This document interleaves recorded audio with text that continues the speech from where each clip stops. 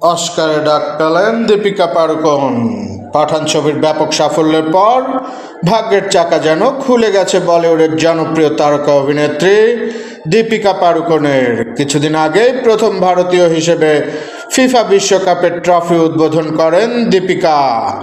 এবার একমাত্র ভারতীয় হিসাবে অস্কারে ডাক পেলেন সুন্দরী এই নায়িকা।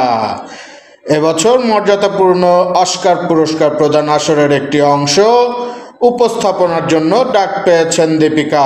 সম্প্রতি চলতি বছর যারা অস্কার পুরস্কার বিতরণ করবেন তাদের নামের তালিকা প্রকাশিত হয়েছে। সেই তালিকায় একমাত্র ভারতীয় হিসেবে ঠাঁই পেয়েছে দীপিকার নাম।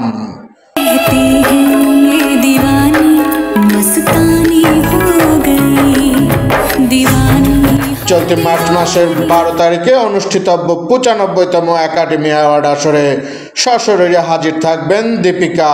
Dwayne Johnson, Samuel L Jackson, Emily Blunt, Michael জর্ডানের মতো হলিউড মহারথীদের সঙ্গে দেখা যাবে দীপিকাকে।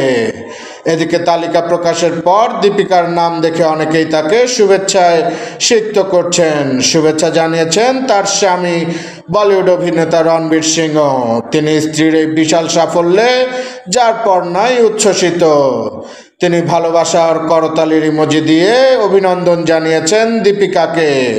বন্ধু, সহকর্মী ও ভক্তদের কাছ থেকেও ব্যাপক প্রশংসা কুড়াচ্ছেন লাস্যময়ী এই নায়িকা।